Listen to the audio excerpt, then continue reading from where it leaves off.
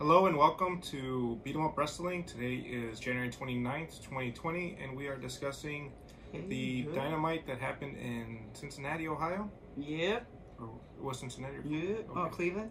I don't know. It was in Ohio. And Dean Moxley was happy. Wow. Like, he was just home. The crowd loved it. The crowd was loud. Yeah, he just looked happy. He did his little Ohio chant at one part in the thing. So he was just, he was having a good time.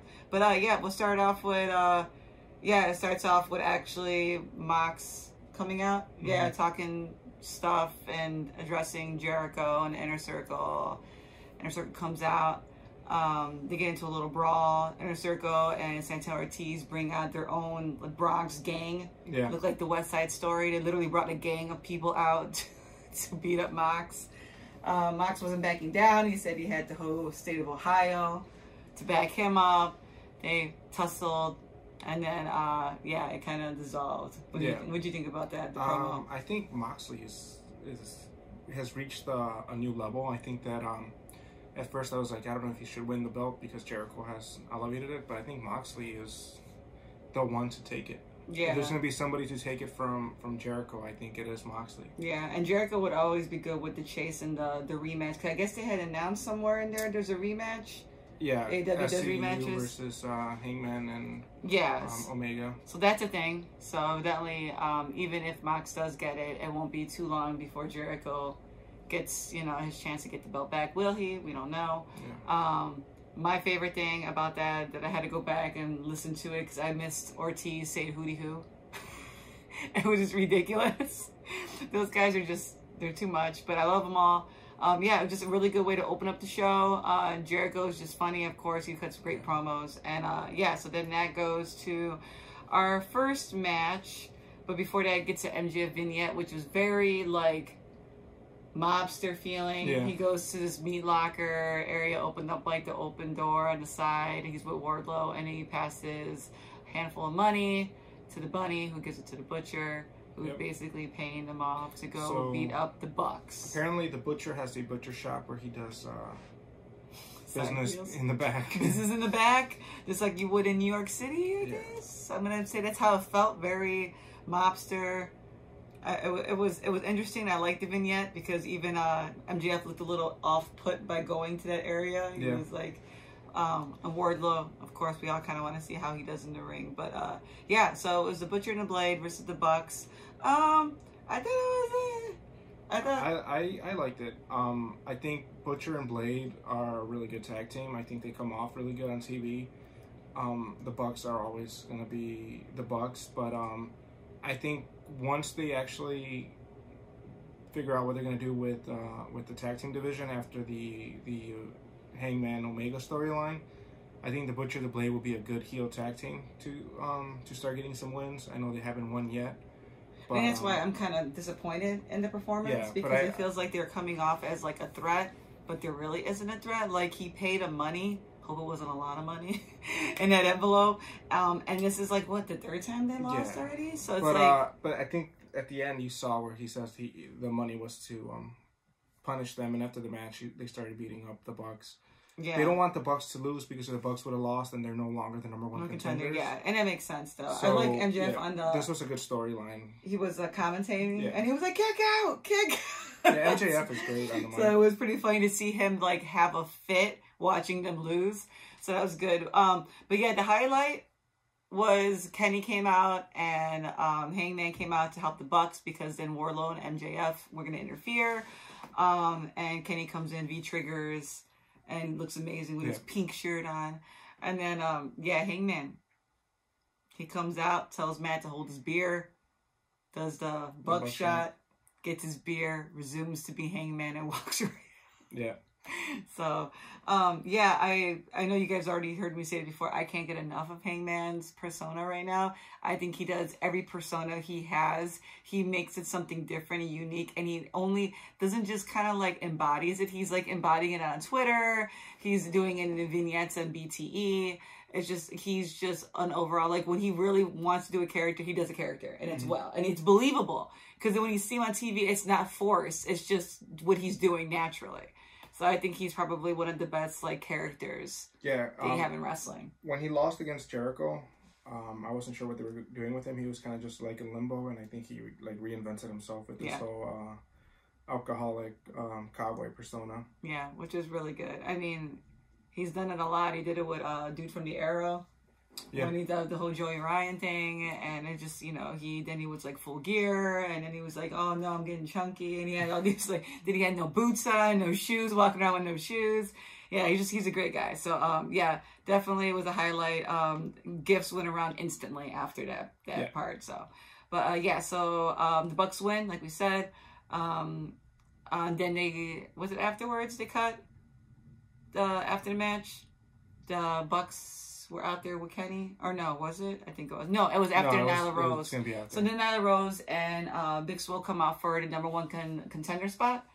And was it for the number one contender? I thought it was. They said number one something. I remember JR, one of them said about number one contenders. If Nyla Rose won, she would be the number one contender. Okay, yeah. So it was kind of in the balance. But for Nyla, but if Big Swole would have won, she wouldn't have been. Yeah, she wouldn't have been. She needs more wins than that. But I thought it was a good match. I thought Big Swole looked good. I think she's getting more comfortable in the ring. There were spots where it was a little awkward, but for the most part, they did a good match. I tweeted out, I think we need more than just one match, one women's match every AEW Dynamite. It seems like that's all we get. We just get one women's match. It's kind of getting a little dated, especially since you get all these people always talking crap about the women's division. They were making fun out of Sadie Gibbs for slipping against Nyla, but like the flip was amazing. And then if Nyla would have just stood there, then we would have gotten the same people saying, oh, Nyla just stood there waiting for the hit. I think it was more realistic for Nyla to move out of the way and then slam her into the table. But anyways, that was for Dark. But I just think the women's division in AEW needs more storylines, and you're not really putting them on Dynamite. So how are we supposed to get the storylines from them? So I just think at least give us 2 matches for 2-hour shows. Well, hopefully with the announcement of their second show, and if it is going to be on TNT, hopefully that would be the opportunity to either showcase the women a little bit more and have an extra match like you did say, because they need to do it on Dynamite. That's their main show, and they need if they really want to take the women's division serious and they want us to be behind them and not just take them as how WWE used to treat the Divas division, where it's like, let's just put one women's match here. And they still do that, right? It's usually just one women's match in a 3-hour show. WWE has had more women. I want to say maybe they have 1 on SmackDown, maybe 2 on Raw, maybe. No, they usually put a good amount. I know NXT has a decent amount. I know, and NXT for sure. I know does. I'm not so confident to say that they do that every week. WWE on their main roster. Well, there's not a main roster, but you know what I mean. Raw and SmackDown. But I actually felt a little happy with everything that happened today as far as the women's division was. I like that Britt Baker came out, which is what we'll get into in a little bit. I like that Nyla Rose and Big Swole had a really good match. I like the fact that Penelope Ford was with Kip. It just showed more women. We saw Allie, out there. We saw like 4 women out there doing, even if it was like in, the side kind of character too. I just like the fact that we just saw more AEW women tonight. That's how I feel about it. In any role. So if they're doing kind of promo, doing this, doing that, I just like the fact that they were there. I'm hoping that we see a little more. I'm hoping we see a little bit more build up for the women's division coming into Revolution. I feel like that's also once again lacking in going into something that's huge. Like, no offense, like we already know where the men's storylines are going. And it'd be just a little bit better if we kind of knew if there was going to just be, maybe a pre-show match. Like, start setting up a rivalry that we know that's going to probably take place in Revolution. So now we know that Nyla Rose is the number 1 contender. Now for now. Go against Riho. But where's Chris Statlander at? Yeah. Her match was kind of lackluster. Yeah, they kind of messed with it too much. And interfered. The Nightmare Collective. Where's the Nightmare Collective? It's like, So Baker's going against the Magical Girl, which is going to be the first time. Yes, I saw that. Yeah. That was me. First time we see her on Dynamite. That's going to be great. She's so cute when she comes out. She's like a legit anime character.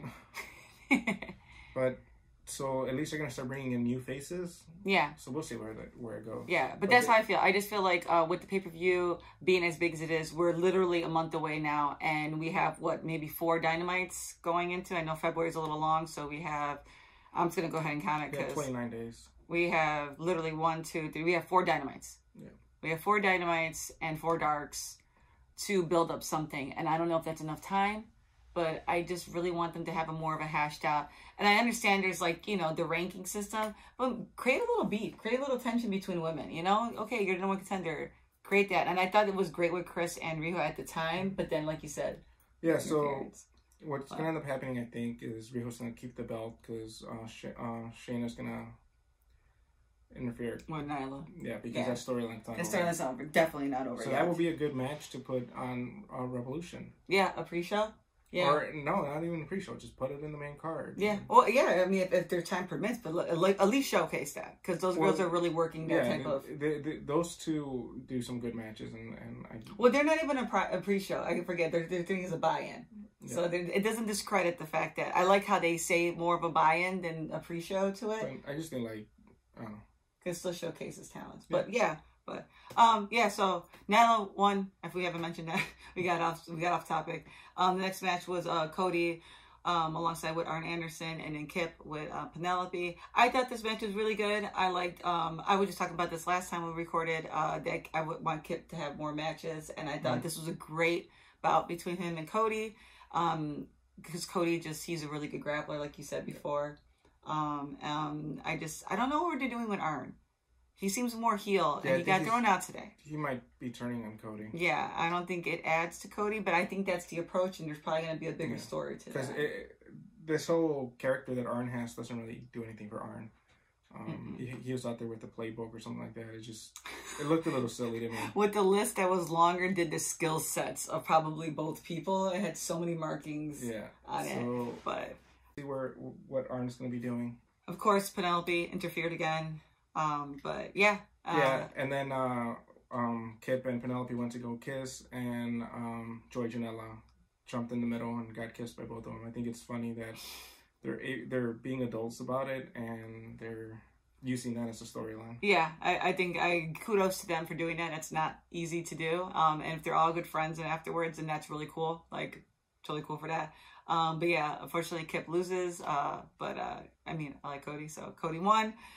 So yeah, it was a good match, like we said. We'll see what the Arn Anderson storyline kind of comes out to, or where Cody's going with this. But he is getting the lashes next week. I think I saw that. Yeah, I think so. Yeah, the lashes for him. So that's going to lead up to the Wardlow match within the next 4 weeks, which will lead up to, if he wins, let's just say where he's not going to win, to the match with MJF at Revolution. So, yeah, and so after this, Britt Baker comes out and basically destroys all the men. Tony and JR. Yeah. Oh, she didn't say anything about Excalibur. He got off easy. Yeah, he made fun of JR. She said JR all he ever talks about is her being a dentist, and which is funny because he made fun of Tony for not calling her doctor. Yeah. So it's like, come on, man, you know. So, but I think this Britt Baker, she is this is better for her. Yeah. She was kind of like another person that we weren't sure what was going to happen with her after the storyline from last year. Mm-hmm. And for her to do a 180 and stop being the baby face of the women's division and actually go in and work on her mic, because you could see from last week at the cruise to this week, she's getting more comfortable. But yeah, I think I know a lot of people don't like her right now, and maybe that's because of her in-ring skills. But like she said, she was the first one signed. They saw something in her. I think she actually has a lot of potential. Maybe her doing more promos right now as she works in her in-ring, and when she comes back in-ring, maybe she'll step it up a little bit. I don't think she was as bad in the last couple of matches that could be just me. There is always room for improvement, but I do like the direction she's in. She's a clear heel. It's nice to have a female that's already vocal on the mic. We don't really have that yet, so it's nice to really see her. We have like Penelope doing her little cheap shots and things like that, but as far as coming out and owning the mic and having those skills, we don't have like a Becky or a Charlotte talking smack in AEW yet. So it's nice to see Britt Baker's taking the charge in that. So kudos to her. Hopefully it goes well. Like to see a little more of it, but yeah, she's pretty good. She's a smart ass. So she's the doctor. So you know, can't complain with that. But yeah, that was good. And then so then they go backstage to the Bucks, and Kenny's there, and they're all celebrating the win, and the Bucks just feel good because they finally they didn't win last time, right? No. Yeah, they've been winning. In 2020, they haven't lost. They haven't lost yet. Oh yeah, so Matt was all excited, and Kenny was happy for them, and then they go and say the line again of hopefully this will lead them back up to the top, and they can get a title match, which is where Cowboy comes in. Holding his glass, another glass with different alcohol this time. Looks like whiskey. Yeah. And comes in with nameplates saying that they got their plates on their belts. And he's like, you got the nameplates for the Bucks. And he does the jab of, hopefully you guys get to use it someday. Something along the lines of that. But, once again, I love Hangman. Kenny's kind of... Kenny didn't know what he would need to do. Yeah. And he was like, and then Kenny tries to rectify everything. If you ever watch BT, the guy's always trying to make everything better. And he just puts his foot up in his mouth all the time. And this time he was a 8-man tag. And it's the Lucha Bros now against, who was it? Lucha Bros, they just announced it. They just had it at the end of the match. Was it not the Butcher and the Blade? Is it the Butcher and the Blade? Yes. Was it? I think it was. Okay, I don't remember this. Yeah, all I know is that they said it was, I think it was a Butcher and the Blade, or, sorry, correct me if I'm wrong, but then they said of a tag team of their choosing. It was announced. I did see the Lucha Bros at the end of the... Yeah, I know the Lucha Bros yeah, for Lucha sure. Bros for sure. But it's going to be Kenny and Hangman and the Bucks. And I'm pretty sure Hangman's just going to chill at the turnbuckle. I don't know when he's going to become activated Cowboy. He's going to be very deactivated. But, yeah, once again, Kenny's trying to do what he does best, which is make everybody happy. But, yeah, he kind of stood there and was like, But, and then we had SCU versus the Hybrid 2 on Jack Evans and Angelico. This was probably my least favorite match of the night. And I like Hybrid theories. They're usually pretty solid. Yeah, I mean, they had their moments, but this was just... There was like no real story to it. It was just, I don't know. Yeah, it was I don't know. It kind of felt like last time. I don't know if what's going on with SCU. They did their thing. It just wasn't as exciting as usually they are. I don't know what's lacking. Yeah. But they win. SCU picks up the win, so they kind of bounce back from last week's loss.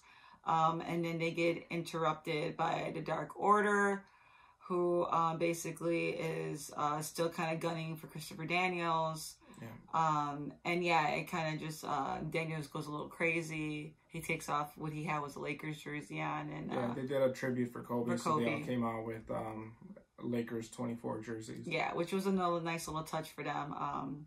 But since they're SCU, yeah, you know. But yeah, so Daniels CD was really hot, and he was just like mad about it. But it builds up the Dark Order. Yeah, I like the fact that they didn't have their mask on. The other two guys today during that little skit, they were holding them. I think they don't need them at this point. Like when you kind of are unveiled as the Dark Order, what's the point? You're already unveiled. I don't think you need the mask. The other guys can until they get unveiled. That's how I feel about it. Yeah. I don't know what they're doing with the Dark Order. It looked like they were building them for a while, and then they came out, and then they had that botch in the ring, and then it just seems like it took away from some of the wind. Yeah, so, yeah, it did. They looked better though last time. I felt like it wasn't like as bad as a creepy perverts thing could be. I think it's kind of dying down a little bit, so maybe they're getting a handle on it. Hopefully, and then Pac does a promo. Yeah, I liked it. I liked the Pac promo. And he pretty much telling Kenny Omega that, he's coming after him. He also mentions Moxley, too. If he gets the belt, that he'll be going after that, too. So, Pac's kind of like the loose cannon no one's really thinking about, but they should, because he is pretty solid. But yeah, so his promos last week's and this week's was actually pretty good. But then again, he does really good promos. Yeah, he's a star too. Yeah. So what was it? Oh yeah, see Butcher and the Blade. Yeah, and yeah, the 4 matches. Of the, yeah, I mean, and then they have Ortiz versus Moxley, and then Britt Baker versus Yuka, which is I'm highly hoping for a really good match. I'm hoping it's not a squash match. I don't think it would be. Hopefully, I hope not, because this is the Magic Girls Yuka's first match on Dynamite. So hopefully she won't pick up the win. I don't see her getting the win. Britt's gonna win. Yeah. But I just hope, like you said, it's not a squash match. Yeah, I really don't want it to be. And then we get to the last match of the night, which was the Inner Circle's Jericho Santana Ortiz versus Private Party and Darby Allin. This was a good match. Yeah. Chris Jericho came out supporting Puerto Rico and his boys, like how he liked to say it in the beginning of the promo, my boys. So it was good. And then Jericho does this crazy would jump off the second rope thing, and I keep forgetting he's 49, and he does just things that amazes me. He does the lion salt. Yeah, thank you. I couldn't think of it, but it was just, yeah. Yeah, Darby Allin was a star in this match too. Yeah, he's just good. He's really, really good. The Private Party, I mean, they have their moments. They're not as hot as they were last year when they first came out in the tournament. So they need to start picking up some more momentum for them. Yeah. They looked more solid though. Yeah, I mean their in-ring work is good. It's remember when they were more hot, they still looked like they were messing up just a little bit here and there. I felt like, I don't know if it was just Santana Ortiz looked good with them, and since they fought before, I thought that they've been good. I mean, yeah, there's been, when you do that kind of wrestling, there's always those moments where you can mess up a spot. Yeah. But yeah, I mean, Santana Ortiz looked good. Jericho looked good. Darby Allin was good. So. The Inner Circle gets the win. Yeah. So I think it's Jericho gets the pin, right? Did I write that down? I think he does. I want to say, I don't remember. I think he does though. But yeah, after the match is what's important. Oh no, yeah, Jericho does the Judas Effect on dude from Private Party. And so I was like, yeah. Thing. Yeah, because the guy was like shaking and convulsing on the floor. Yeah. So yeah, then after the match, you get Jake Hager and get Sammy coming in, beating the hell out of them. Yeah, they start beating the crap out of Darby Allin specifically. Yeah, they do beat up the Private Party, but it looks like Jericho is still mad at Darby Allin. Yeah. So he starts beating him up. And then after a while, we get Moxley with his pirate patch and a bat. And he comes to the rescue and starts beating up the Inner Circle with his baseball bat. So I thought that was a good way to end the show. Yeah. It's building up. I think that Moxley Jericho match, it's going to be huge. It needs a little bit more, because when Jericho and Cody wrestled, it was such a huge thing. Like, Cody's great in promos. I saw some people in some of the wrestling groups were like, the ones that were on the fence about looking for AEW like Revolution tickets yet, and they were like, they're waiting for a better build up still. Yeah. Like, there's one good match has been announced, definitely, and so they're like, there's not enough for them to bite yet. We bank it on the Chicago's a good city, and they're gonna unveil a good card. So they just need to work on that, because people are chattering. But once again, wrestling fans are never really happy. Yeah. But I think we're jaded. They're like all jaded old ladies, and they have more than one match, because it's going to be Cody versus MJF. It's going to be Moxley versus. Well, Jericho. We don't know if it's Cody and MJF. Come on, we do know. And then he still has to go through the trials. No, it's going to be Cody and MJF. It's going to be Jericho Moxley. It's going to be the Young Bucks versus Omega and Hangman. You think they're gonna do that besides Pac? You don't think Kenny's gonna go against Pac? No, I think they're gonna have that. You don't think something's gonna happen before all this? We have 4 weeks, something else is gonna happen. I think even though Pac has strictly said he's gonna go after him next week. I mean, he's gonna go after him next week, but in Revolution, I think that it's gonna be the tag team belts. Yeah, it might be. It might not be. We'll see how that would be interesting to see who wins. Well, yeah, I think the Bucks will take it. Finally, you think so? Yeah. We'll see.